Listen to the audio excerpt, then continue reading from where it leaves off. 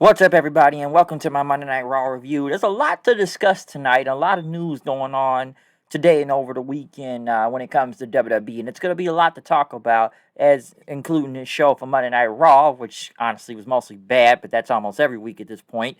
But what does Raw really have tonight? This is the go-home show before the Royal Rumble this Sunday. We did kick it off with Drew McIntyre, who has returned. Talking about it feels great to be back. He thanked all the fans for the support after him having battled COVID-19 for the past few weeks and how he lost his sense of smell due to the virus, but he's back to 100%. He'll be 100% this Sunday at the Royal Rumble. And, he wanted to dedicate this match to everyone who's been affected by this virus and that we will all get through it. But then he went back to talking about the WWE title to go against Goldberg this Sunday. He said he watched Goldberg as a teenager and saw the streak. And he said, he saw Goldberg run through guys like Hulk Hogan and The Rock. And then he just kind of disappeared after that. But, he said the last thing to leave, as a fighter is his power. And Goldberg, he's the same guy back then, even different now. But Drew went on to say he would end Goldberg's current streak and he will still be the WWE champion this Sunday. Miz and Morrison came out then, talking about Goldberg is like King Kong versus Godzilla, since they just showed a new movie trailer for that. And Miz went on to basically talk about how, something hellacious is going to happen, consequences and whatnot. And, which one of you guys could end up being injured, huh? And basically, one of you guys could be a sitting duck in the ring. And then, correct, he could cash in the money in the bank. Goldberg came out then and basically got in Drew McIntyre's face. Miz and Morrison basically kept telling these guys to fight each other. They threw Miz and Morrison in the ring. Goldberg speared Miz and Drew hit Morrison with a Claymore kicked in as both Miz and Morrison had a stare down as Goldberg left the ring. So, good stuff, I should say, just to build into this Sunday. I guess they'll tease the Money in the Bank cash in, but very solid segment. Basically, hyping whatever they could go for this Sunday. Good promo by McIntyre, and Goldberg did his thing. So we'll see what happens with Goldberg and Drew this Sunday. I know a lot of people don't want to see it, but hey, it's happening, folks, okay? Yeah, Goldberg versus Drew. Next, Charlotte was being interviewed, talking about, that you have to defend the women's tag titles and whatnot, and someone win the Royal Rumble match, as she says. And basically, as she went on, talk about the Rumble and whatnot, Tri Crusoe asked, let's talk about the situation with your dad and Lacey Evans. And she knows her dad has been to a lot of dark places in his life, and this may be the darkest, even darker than the damn coma, and whatnot. But she said one thing that Lacey doesn't have the name is Flair, and that's the carrier. But she's going to focus on Shayna Baszler, which this was a bunch of some of bullshit because we got a 1 minute match that ended up being in a DQ. But then next thing you know, Mandy Rose and Dana Brooke came out for the save, and then Lacey Evans came out. Then, of course, we get the obligatory 6-woman tag, which then ended up in a countout because Shayna Baszler did not make it in, even though it looked like she did. So through the commercial, we had to restart this match again, thanks to Adam Pearce. So, yes, folks, we had the same match almost 3 in a row. And, of course, Nia Jax damn near nearly killed somebody with a freaking choke slam on the Dana Brooke. Her head bounced off the freaking apron. Well, not the apron, but on the mat. And then a leg drop for for Nia Jax to win. Like I said, folks, get in the ring almost with Nia Jax. You have to fight to survive, it looks like, or you die. That's kind of what it looks like nowadays when it comes to Nia Jax. So, yeah, nearly kills Dana Brooke out there. Next, I had a video of Mustafa Ali talking about Kofi again. Talking about, you took away my moment a few years ago. That Kofi Mania happened because of me. If I was not injured and hurt, you took my spot. You took my moment. I should have been the one in Elimination Chamber. I should have been the one that had the title of WrestleMania and whatnot. But now I'm going to take everything away from you. Because next we did have Xavier Woods versus Slapjack. Slapjack, folks. Which Woods won, but then Retribution came in and attacked. Xavier Woods, as Mustafa Ali was going to hit him with a chair, but he didn't. And he said, you know what? You always want about being king of the ring, but you look like a peasant right now. And I'm going to show mercy to you because Kofi won't be able to make it into the Royal Rumble. So I am going in the Royal Rumble, okay? So yeah, I guess Kofi is still hurt and whatnot. He's not going to be in it. So yeah, folks, we are going to get Mustafa Ali. Don't know about those other members of Retribution, but Mustafa Ali is in the Royal Rumble match. Next though, we did get what do we get next? Matt Riddle's talking truth in the back. I guess it was his birthday last week, and they got to do something about the VIP lounge. But next thing you know, what do we have next? I know they said what Bad Bunny's gonna be performing after the Royal Rumble with Booker T. Well, he has a song about Booker T. I gotta give Bad Bunny credit though. The guy's a true wrestling fan. Okay, I know they bring a lot of musical guests. I don't really feel like that know about wrestling, but Bad Bunny is a real wrestling fan, man. I've seen it. I've seen the video with Stone Cold. I've seen him rock the old school Latino Heat Eddie Guerrero t-shirt. So the dude is a true wrestling fan. No, come on, yeah, Booker T and made a song about it. Okay, but the Hurt Business came out next as they talk about this gauntlet match tonight, and you know how Lashley talked about yes, they got the U.S. title and the Raw tag titles, but this has only just begun. Sheldon was about to say something, but Cedric, I got something to say, but Lashley said, we got to give you, man. You gave us all gold. You brought us out of obscurity, which is honestly true. They wanted to give something in return, so they gave him the Hurt Business chain, almost like his MVP chain, but it had THB on it. So, you know, Cedric said, I was working with the designer. Benjamin said, you don't know no designer and whatnot. The chain looked cold as fuck though. Okay, clean as hell. Liked it a lot, man. That shit looked cool, awesome. But next, R-Truth came out. Truth said, he's the guest of honor to this party. MVP said, man, you ain't on the list, okay? But Truth said, we gonna have a surprise birthday. That chain must have meant for Truth happy birthday. But Lashley said, I'm busy training for the Royal Rumble. And I almost forgot it was Truth's birthday. How about you give him the ring? I'll give you a gift. Next thing you know, the usual suspects came out for the 24/7 title, which the Hurt Business ended up beating up as Riddle ended up hitting a final flash onto MVP before getting out of the ring then. Segment was whatever, but that chain looked cold as hell, though. They had a video for Edge coming back tonight. I'm surprised that wasn't advertised. Next, what else? Adam Pearce talking the truth in the back until AJ Styles showed up saying, what helped, Truth, he wants to come in the Rumble match. He's got to prove himself against me tonight.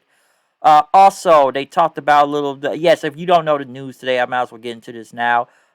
Peacock has acquired the WWE Network, NBC Universal, basically now. And you have to look this up. I don't have all the details in front of me, but I will say this: since Peacock now owns them, and apparently this was a $1 billion deal with WWE, and I said WWE just made over $1 billion freaking dollars today from this deal. The WWE Network, it's going to be on Peacock now. It's not going to be $9.99. It's going to be $4.99 now. So it's actually even cheaper. You're getting even more out of it because you're getting WWE content and you're getting a lot more content on Peacock or whatever being streamed from there. So you're getting 50% off. And yes, you can pay $9.99 for ad breaks. So this is a very smart move. You got to give Vince a lot of credit right here. Great fucking deal, okay? Because I read this today. Somebody said this. I think it was from, I know on Twitter from Wrestling Soup and whatnot. Draper, you got to look at it like this. Vince played it smart. Where everybody was talking about the Wednesday Night Wars and whatnot, Vince ended up making a $1 billion deal. You sold the WWE Network. You can make more money off this. In a way, NXT is part of it too. So they acquired also. So all WWE content, including the pay-per-views.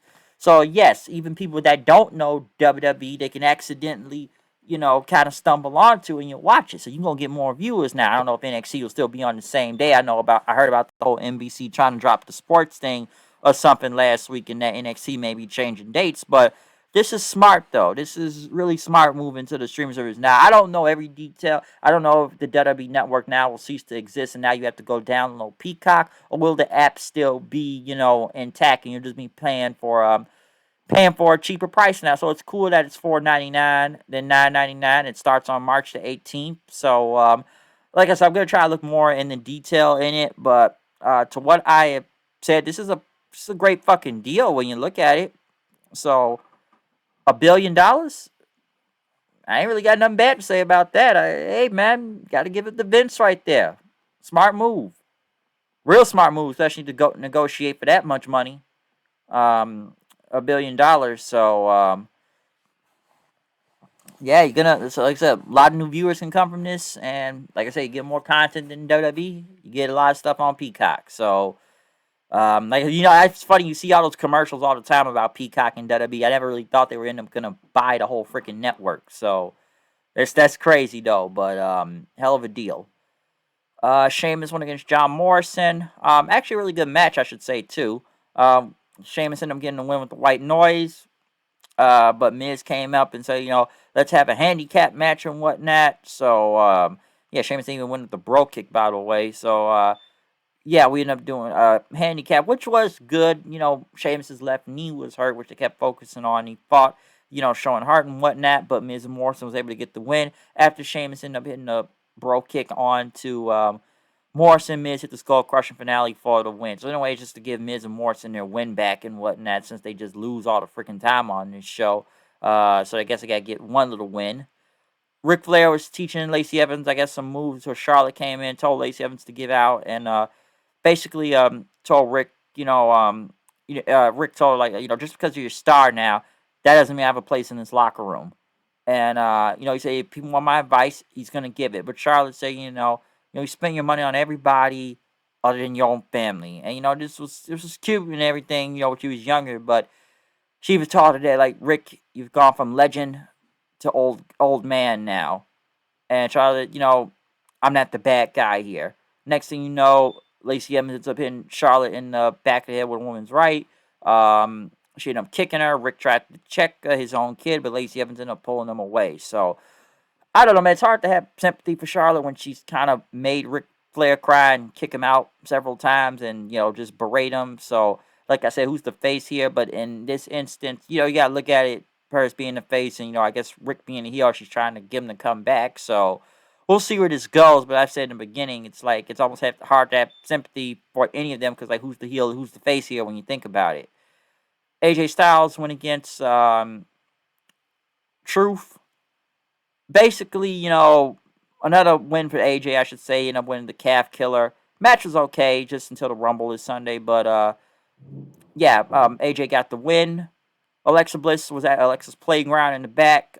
Basically, she had an empty chair in front of her, a swing, and wanted to have some fun last week, and that's what we did. And talk about the fireball, and Asuka came in, but she didn't want to play nice, and neither did she. And, she had to teach her a lesson and whatnot. But tonight, I could win a shiny new toy tonight. So, she doesn't feel like playing nice. So, I would say the segment looked good, how they built it up. I'll give it that. Next, Matt Riddle went against the Hurt Business in a gauntlet match. First up was Shelton Benjamin, which it ended up with Cedric Alexander messing it up, kind of distracting the referee, and Riddle basically kind of won in a fluke way, rolling over the pin and whatnot as MVP got mad at Shelton then. MVP was about to be in next, but Riddle ended up rolling up him as the Hurt Business started to argue with each other. And then it was him and Cedric, which was actually pretty good match. Very good match between Matt Riddle and Cedric Alexander, okay? Not bad at all. Matt Riddle basically won. What do you do? Win by basically got up to the pin and whatnot, rolling up Cedric. Riddle went to celebrate, but next thing you know, Lashley attacked him from behind, put him in the hurt lock, and left him on the ground. I will say this, okay? One, stop trying to break up the Hurt Business. Like I said before, it is way too early, and obviously fans don't want to see that, okay? Do not break these guys up. Like I said, these guys haven't even been a team for a whole year. There's no way these guys should be arguing with each other this fast. That's just dumb, okay? That's really dumb. It'd be stupid enough to break them up. That'd be a horrible idea. But next, though, Edge, who was back, was cutting a promo, sitting in the corner of a ring. Basically, 2020 taught him many things, that you can't sleep tomorrow because it's not guaranteed. You have to pick yourself up. And talked about 10 years ago when he won the world title at WrestleMania 27, and then he had to basically give up the title and his career basically a week later. Yeah, I do remember that match. He beat Alberto Del Rio for it. And basically, Edge talked about, it was the only career he's ever had, that he wanted to live his dream, and that he has done that. But he has had to fight to get his dream back now because of that injury and whatnot. And, he talked about what his mom told him he was going to be a wrestler and whatnot. And basically, it took him 9 years to fight to get his dream back, to get his career back. And when he came back with that match with Orton and everything, it got taken away with the whole tricep thing. But, he had to get back up and do it again.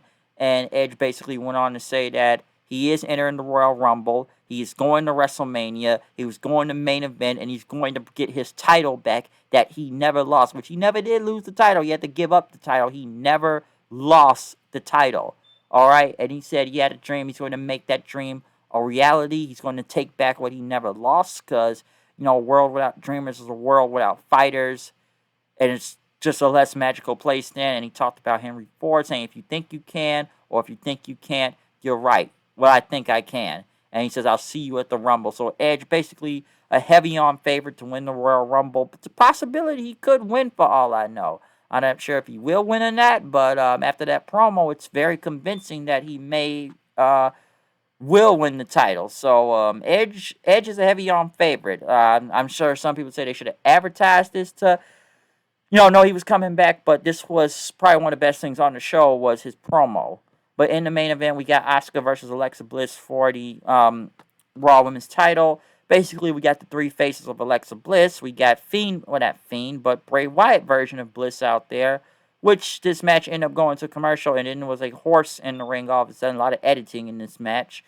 As the match went on, though, the lights started messing up again, and next thing you know, regular Alexa Bliss, or the goddess version, her regular self, was back then as, she acted all scared then, and because her regular music played, Asuka charged into her, but Bliss got out the way. She went to the corner, the lights went out again. Like I said, it's like the three faces of Foley right here. And then we got, I guess, Fiend version of Bliss. Asuka went in and tried to attack her, put into the Asuka lot, but Bliss all of a sudden, like I said last week, could no-sell and, take Asuka to the limit all of a sudden.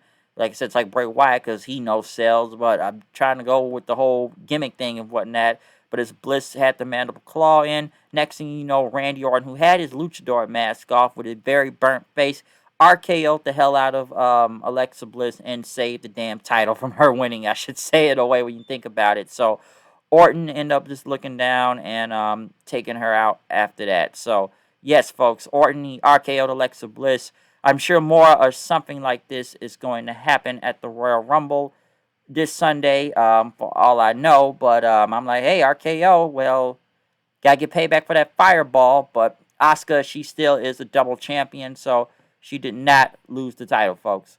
She did not lose the title. Hold on a second.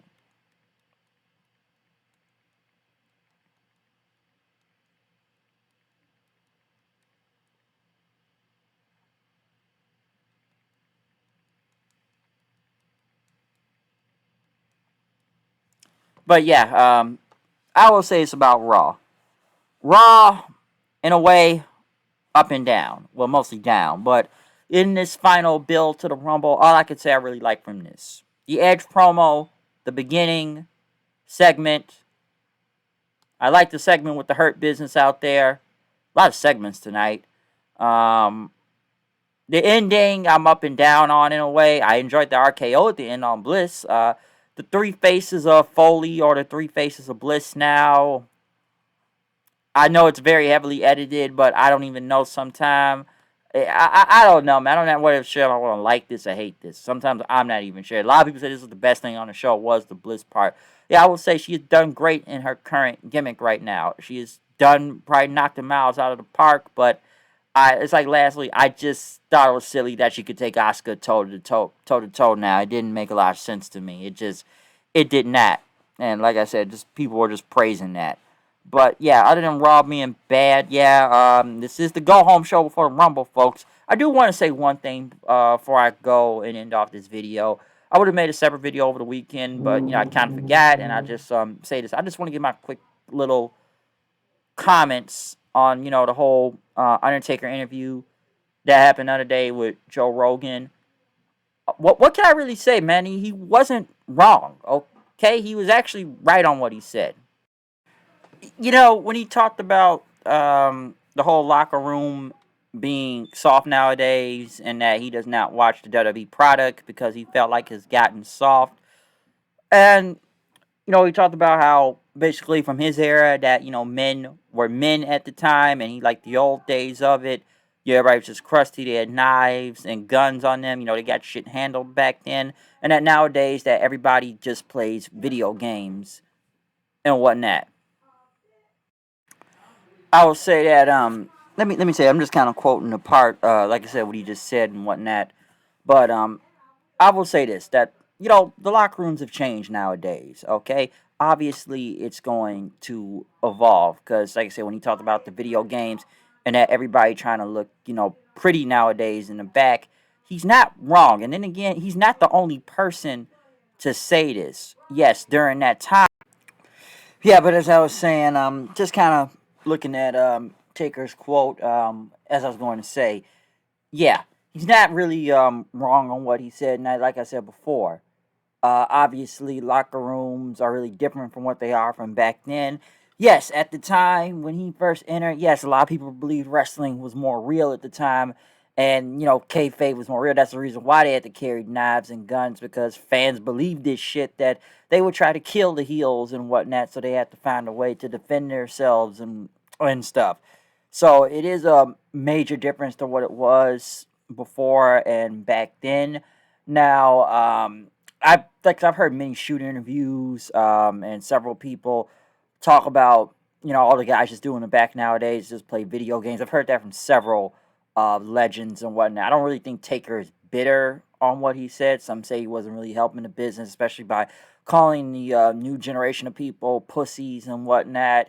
And it doesn't help him. And some would say he was very Hogan-esque in this interview and whatnot. Because, yes, there is a term where I've heard video game wrestling before. And that is actually kind of true when it comes to some wrestlers. If you look at the indie style and whatnot.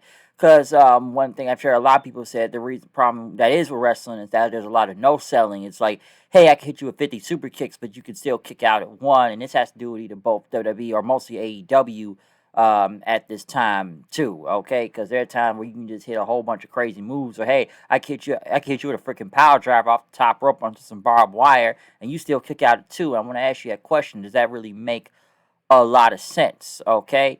Like personally, I don't really have a problem with them playing video games in the back. It's like, hey, it's better than doing freaking drugs back in the 90s because a lot of wrestlers did respond and say, what, he wants to go back to doing that or something? And like I said, back then, like about a lot of wrestlers doing drugs. That's the reason why a lot of guys end up dying in their 40s and whatnot. But yeah, I look at what Taker's trying to say. It needs to be more substance than it is flash. Because hey, there's a lot of guys I can, and this is almost similar to what Jr. said too. And people go at him that hey, a lot of guys just do the same freaking thing, or just do a lot of super kicks, or just dives all the time, when everybody just standing out there just hoping to get a holy shit spot, holy shit chant and whatnot. Some would say that about Ricochet. I even said about Ricochet, like I like Ricochet, but come on, man, the guy is just mostly does a lot of flips and stuff. He's not a really good talker. We know he can't fucking talk, so he's gonna get mostly over on just whatever type of crazy, insane move. But because I've seen guys do what a fucking 680, 1000,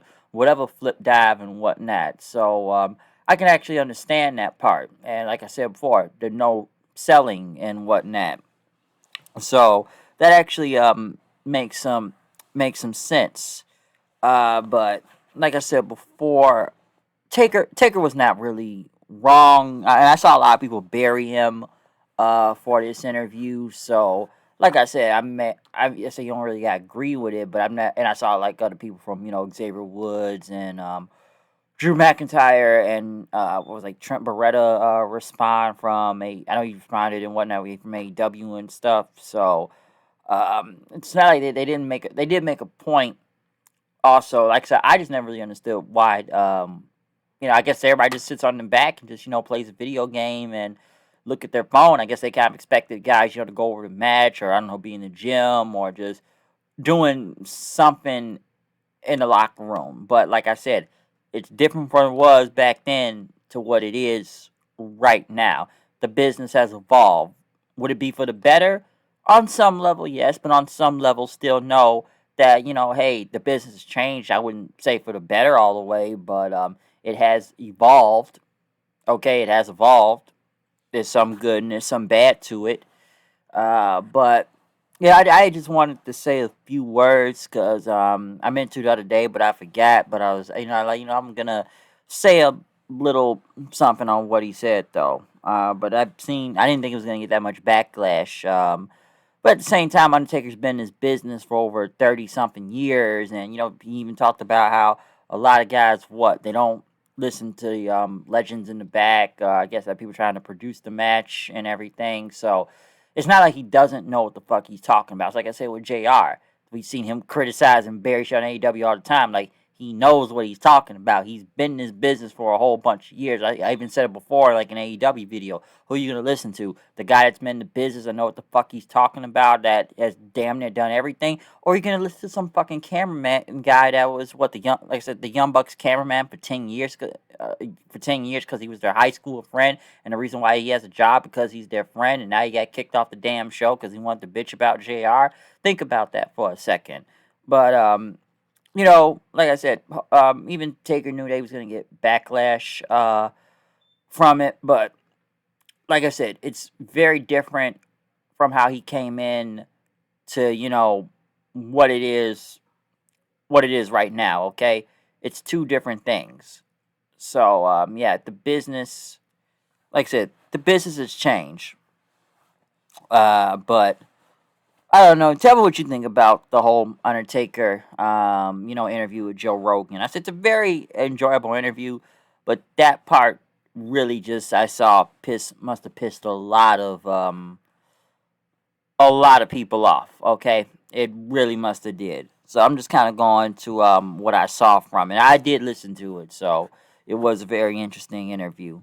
But other than that, that is kind of my review of Monday Night Raw in general. Follow me on Twitter, comment, subscribe. Tell me what you think about this show. Of course, Royal Rumble's coming up this week, so we got a lot going on. Okay, but other than that, I'm out of here. See you guys later. Peace.